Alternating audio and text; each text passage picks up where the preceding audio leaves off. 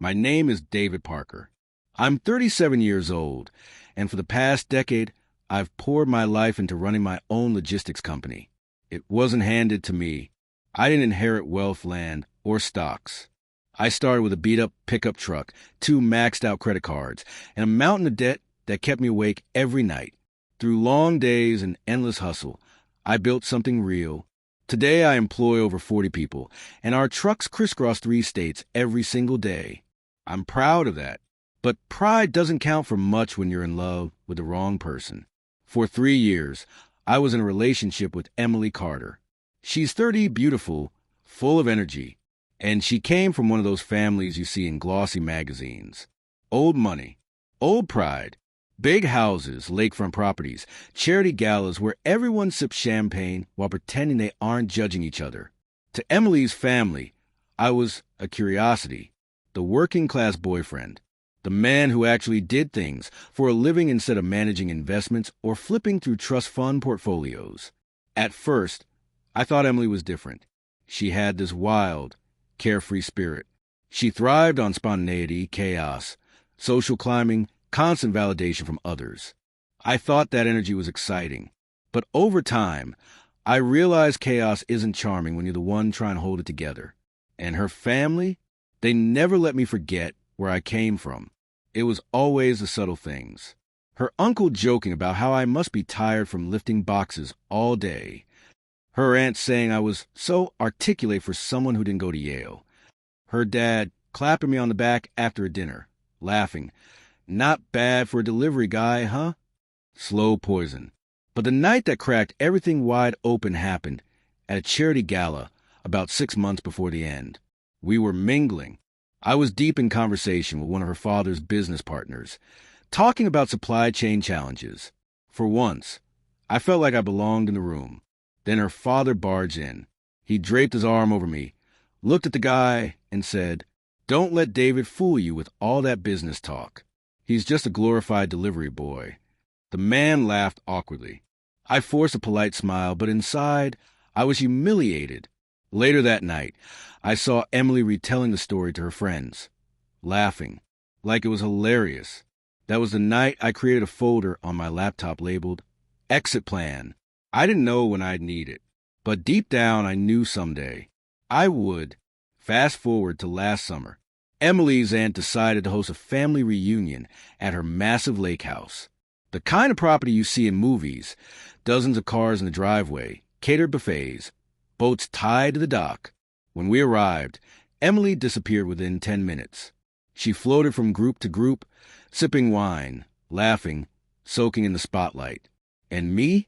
I was left stranded, stuck in conversations about hedge funds, golf scores, and boat maintenance.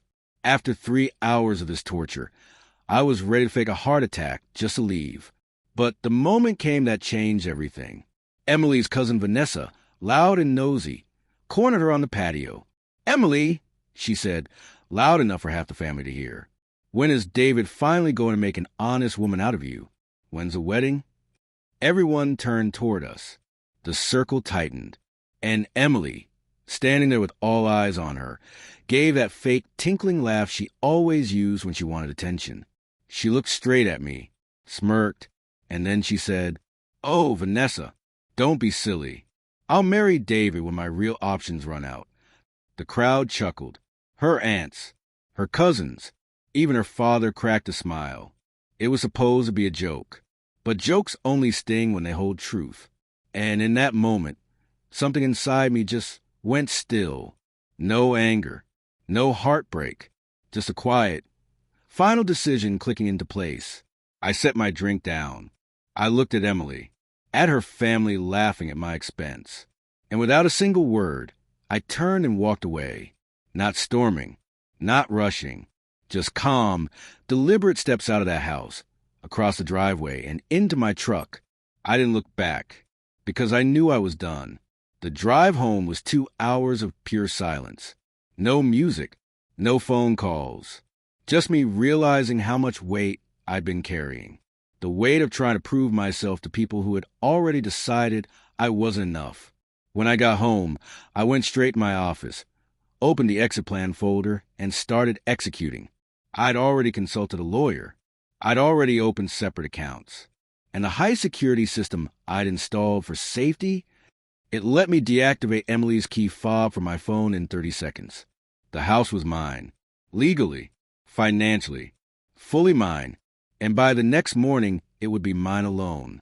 At 9 a.m., a charity truck pulled into my driveway. I had called a local women's shelter the night before and told them I had high-end furniture, designer clothing, and household goods to donate. They thought it was too good to be true. But when the crew arrived, they spent an hour clearing out every piece of Emily's belongings. The closets, the desk, the fancy vanities she bragged about. Gone. I kept only one small box with her passport documents and childhood keepsakes. Everything else was loaded up for donation. And that night, I sent a single text to her father, the man who laughed loudest at her cruel joke. Your daughter's comment at the reunion made her feelings clear. The relationship is over. Her belongings have been donated to charity. A small box of personal documents can be collected from my office. Do not contact me further. Then I blocked every number tied to their family. And for the first time in years, I slept in peace. The storm hit the next day. Emily and Vanessa showed up at my door, furious. She screamed that I had given away her expensive clothes, her grandmother's vanity, her priceless furniture. I stood calmly behind the chain lock. You said I was your last option. I told her. I just saved you from that fate. Think of it as a fresh start. Vanessa called me a monster. Emily threatened to call the police. Go ahead, I said. I'll show them the witnesses to your joke, and the text I sent your father. We'll see how that plays out. Silence. She realized she had nothing. She left screaming my name into the street. But for me, the chapter was closed. 6 months passed. Her family tried to smear me. They spread rumors that I was insecure, unstable, couldn't take a joke. For weeks, I ignored it, until it started hurting my business. So I played it my way. Quiet, strategic, precise. I hired a private investigator. Target, Vanessa. It took a week before he uncovered gold. Vanessa, the loudest cousin, the one who mocked me the most, was having an affair with a married man. Not just any man. A wealthy rival of her father's. And she was paying for their secret getaways with the company credit card her father gave her. I gathered everything into a neat little folder. Receipts, photos, messages, then mailed it anonymously to her father. The smear campaign ended overnight.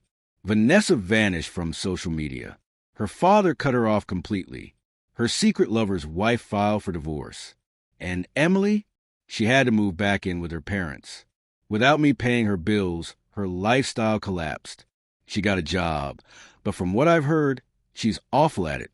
The world wasn't impressed with her the way she was impressed with herself. The final chapter came a month ago. I was at dinner with my new girlfriend, a woman who respects me, a partner, not a parasite. Emily walked in with her friends. Our eyes met. Her expression?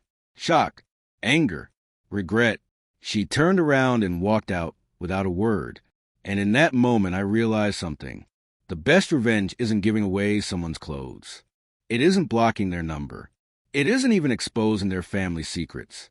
The best revenge is moving on, living well, thriving, and letting the people who thought you were their last option watch you become someone else's first choice. Emily wanted to wait until her real options ran out. I just removed myself from the list, and I haven't looked back. The days after the wedding became a storm inside my mind. I replayed every laugh, every glance, every word she spoke that night. It wasn't just a dance. It wasn't just a joke. It was a realization that the woman I had given my heart to no longer valued it. I didn't confront her immediately. Instead, I pulled back. I stopped asking how her day was. I stopped waiting for her calls. I stopped putting the effort that had once been the foundation of our relationship. And she noticed. The silence between us grew louder than any argument could have been. One night, I sat alone in the living room. The house was dark except for the lamp beside me. My phone buzzed with a message. It was from an old friend who had also attended the wedding. His words were simple, but they cut to the fog in my mind. You don't deserve what happened that night. Don't let someone else's disrespect define your worth. That was the moment everything shifted. The next morning, I packed a small bag. I left a note on the kitchen table. It wasn't angry, it wasn't bitter, it was final. I wrote, I loved you with everything I had, but love without respect is a slow death. I choose peace. I choose myself. I walked out of that house without looking back. At first, the silence of being alone was painful. I missed her, or maybe I missed a version of her that once existed. The woman who used to laugh at my stupid jokes, the one who made coffee for us on rainy mornings, the one who dreamed with me about the future. But with time, I realized that woman was gone long before the wedding night. Weeks turned into months. I poured my energy into rediscovering myself. I picked up old hobbies I had abandoned. I reconnected with friends I had drifted away from. I even started traveling, short trips, nothing fancy, but enough to remind me that life is bigger than one broken relationship. And here's the truth I want to leave behind in this story. Sometimes the ending we fear the most is the beginning we desperately need. Because that night at the wedding wasn't just the end of a marriage. It was the start of a new life. A life where I no longer accepted being treated as invisible, where I no longer begged for attention, where I no longer mistook disrespect for love. Today, when people ask about my past, I don't tell them a story of betrayal. I tell them a story of survival, of rediscovery, of strength. Because while she chose laughter at my expense, I chose growth. And in the end, that choice saved me.